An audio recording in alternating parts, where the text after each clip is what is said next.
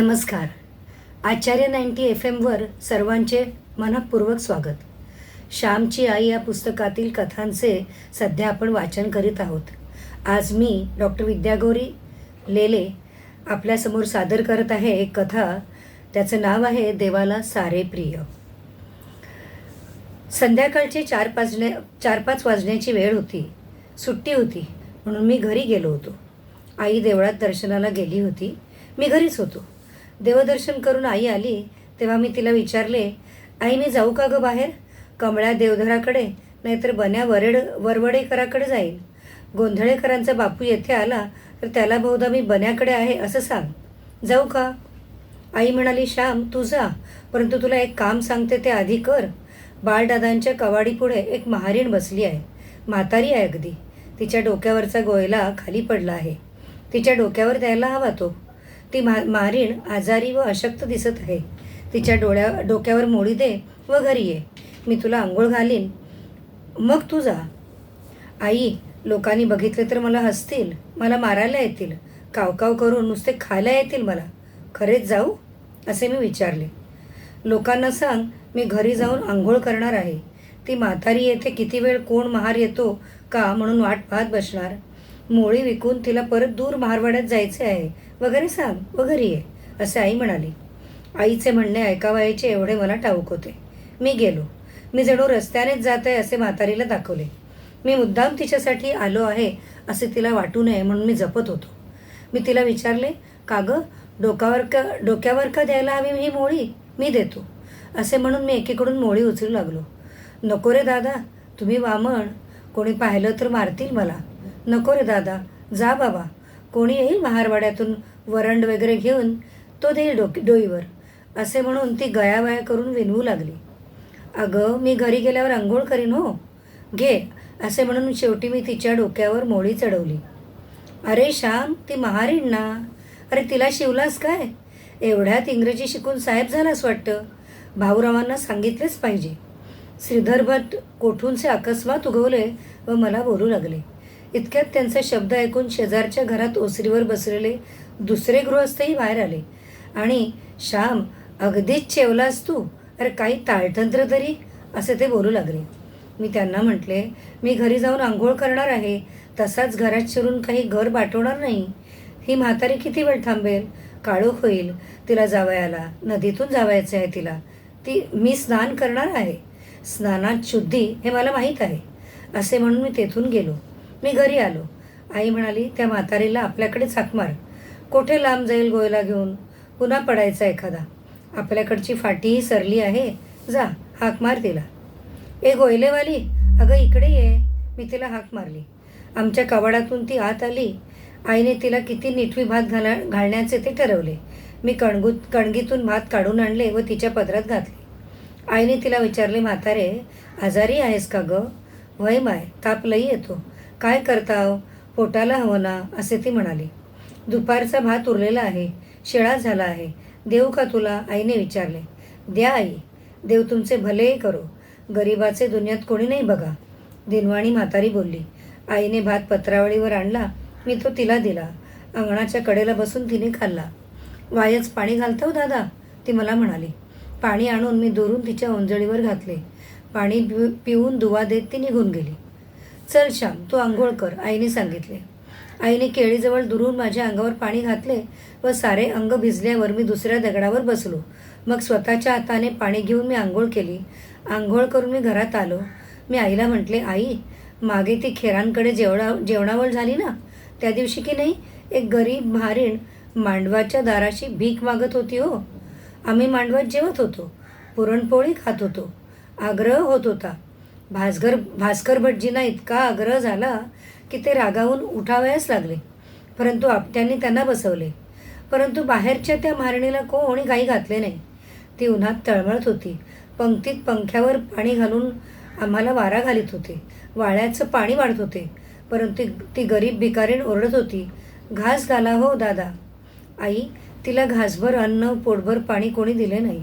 एवढेच नव्हे तर एक गृहस्थ, मला त्यांचे नाव नाही माहीत, ते मुंबईला नोकरीस असतात व पितांबर नेसलेले होते, ते वाढीत होते. एकदम मांडवाबाहेर गेले व त्या म्हारणीच्या अंगावर ओरडून म्हणाले, लाज नाही वाटत भीक मागायला यावेळी? अजून जेवणेही झाली नाहीत. जेवणे झाल्यावर ये उष्टे मागायला. आत ब्राह्मण जेवतात तर येथे ओरडत बसली. तुम्ही अलीकडे माजलेत मारडी. निघू का मारू वाहन फेकून? असे म्हणून आई त्या पितांबरधारी मनुष्याने खरेच वाहन उचलली. नको रे दादा, नको रे मारू, जाते रे दादा, असं म्हणत ती निघून गेली. आई हे मुंबईला इराणाच्या हॉटेलात खातात, दुसऱ्याचे जोडे पुसतात. यांची या आपल्या गावात ऐट व मिजास. मगाची ती मारीण का म्हणाली, गरीबाला कोणी नाही तेच खरे आहे. आई, उद्या जर एखादा महाराचा मुलगा मामलेदार होऊन आला तर त्याला हे सोवळे लोक आपल्या घरी मेजवानी देतील. त्याला पान सुपारी, अत्तर, गुलाब करतील. त्याच्या गळ्यात हार घालतील. आई, पैसा व सत्ता यांना नमस्कार करणे हाच का ग यांचा धर्म? हाच का ग यांचा देव? हातात वाहन घेऊन त्यांचा पितांबर बाटला नाही, पायात पायतणे घालून ही सोवळी, हे मुकटे कद हातात घेऊन खुशाल जातात. परंतु ही वाहन ज्याने यांना पायात घालावयास दिली तो मात्र घाणेरडा, त्याची सावलीही नको. आई, हे असे कसे? हे कसले सोवळे? हा का धर्म? देवाला हे आवडेल का ग? एक पैसा तेवढा यांचा देव नाही. आई म्हणाली, बाळ, जगात सारे पैशाला, सत्तेला मान देतात हो. त्या पंढरीनाथांची गोष्ट सांगतात ना, ते गरीब होते तेव्हा त्यांना सारे पंड्या पंड्या म्हणून हाक मारीत. परंतु ते पुढे देशावर गेले, शिकले, वकील झाले. त्यांनी वराड खानदेशात फावड्यांवरही पैसा मिळवला. मग ते आपल्या गावात एकदा आले होते. आपल्या सोमेश्वराचा त्यांनी मोठा उत्सव केला. लोक त्यांना पंढरीनाथ बाबा म्हणू लागले. कुणाच्याशा घरी ते गेले होते, तेथे त्यांना बसावयास पाट देण्यात आला.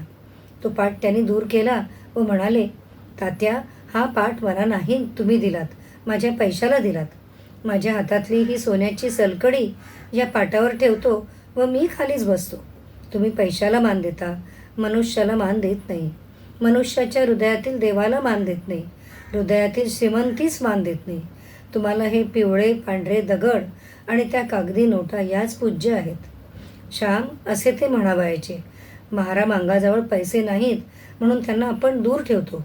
हेच उद्या जर श्रीमंत झाले तर आपण महार मांग ठरू. श्याम, महार असो व मांग असो, सर्वांना मदत करावी. घरी येऊन आंघोळ करावी. कारण समाजात राहावयाचे आहे ना. समाजाच्या निंदेला तोंड द्यावयाचे धैर्य नाही म्हणून ते पापी आहेत. त्यांचा स्पर्श झाला म्हणून नव्हे. पापी तर आपण सारेच आहोत. खरेच पापातून कोणाची सुटका झाली आहे? मी निष्पाप आहे असे छातीला हात लावून कोणाला म्हणता येईल? उलट निधनाच्या घामाने, प्रामाणिक श्रमाने भाकर मिळवणारे महार मांगच अधिक पुण्यवान आहेत, नाही का ग आई? मी विचारले. श्याम, आपले ते विठनाकडे शेत आहे ना, ते करे महाराचेच आहे. मला सारे माहीत आहे. काहीतरी पूर्वी अदमण गल्ला दिला होता. त्याची सवाई दिडी करून ते शेत आपण मिळवले. अरे, आपणच देवाघरी पापी ठरू. आपणाला खाली मान घालून उभे राहावे लागेल हो. आई खिन्न होऊन म्हणाली. आई, दामाजीसाठी देव विठू महार नव्हता का ग झाला? महार म्हणजे घाणेरडा, पापी असे देवाला वाटते तर त्याने ते रूप धारण केले असते का ग? मी विचारले. आई म्हणाली, श्याम, देवाला सारेच आकार पवित्र वाटतात. त्याने माशाचे रूप घेतले, कासवाचे घेतले, डुकराचे घेतले, सिंहाचे घेतले. यातील अर्थ हाच की देवाला सारे आकार पवित्र आहेत. देव ब्राह्मणाच्या देहात आहे, माशाच्यात आहे, महाराच्यात आहे. देव गजेंद्राच्यासाठी धावतो, घोड्यांना खाजवतो, गायी चारतो. त्याला कुब्जाही आवडते व शबरीही प्रिय वाटते. त्याला गुह कोळी आवडतो, जटायू हा पक्षी आवडतो, हनुमंत हा वानर आवडतो. श्याम, देवाला सारी प्रिय आहेत, कारण सारी त्याचीच. तू माझा म्हणून तू मला आवडतोस, तशी आपण सारी देवाची म्हणून सारी त्याला आवडतो. मला आवडेल ते तू करतोस, त्याप्रमाणे देवाला आवडेल ते करण्याचा आपण प्रयत्न केला पाहिजे. परंतु श्याम, ज्याचे आपल्या आईबापांवर, बहीण भावांवर प्रेम नाही, तो महारावर, मांगावर प्रेम करील का? आधी घरातील साऱ्यांवर प्रेम करा, मग एकनाथाप्रमाणे महाराच्या मुलीशीही पोटाशी धरण्याचे सामर्थ्य येईल. प्रेम हृदयात मावत नाहीसे झाले म्हणजे ते सर्व अनकडे धावते. श्याम, मी तुला काय सांगणार? देव सर्वत्र आहे म्हणून पुराणात सांगतात. मला तरी वेडीला काय कळते? तू मोठा झालास म्हणजे तुला खूप कळेल. आई, माझं जवळ बोलता बोलता दिवे लावायची वेळ झाली. मला कोणीतरी श्याम श्याम म्हणून बाहेरून हाक मारली, म्हणून मी निघून गेलो. मित्रांनो, आपण खोटे श्रेष्ठ कनिष्ठपणाचे वाद पुरून टाकूया. समाजसेवा करणारा प्रत्येक जण पवित्र आहे हे लक्षात धरूया. हे जोपर्यंत होत नाही तोपर्यंत मी असेच म्हणणार. माझ्या भारतीया देव मुळी नुरला, सगळा अंधार रे भारतांतरी भरला. माझ्या भारतीया देव मुळी नुरला, नाही दया स्नेह तिथे देव का असे. बंधुभाव तीळन तिथे प्रभू कसा वसे. देव मंदिरी ना देव अंतरी ना, देव तो अजी मेला. माझ्या भारतीया देव मुळी नुरला, माझ्या भारतीया देव मुळी नुरला. श्यामची आई या पुस्तकातील देवाला सारी प्रेय ही लोककथा मी तुम्हाला वाचून दाखवली. ती तुम्हाला नक्कीच आवडली असेल. मी डॉक्टर विद्या गौरी लेले तुमची रजा घेते. तुम्ही नेहमी ऐकत रहा आचार्य 90 FM, युअर ओन रेडिओ.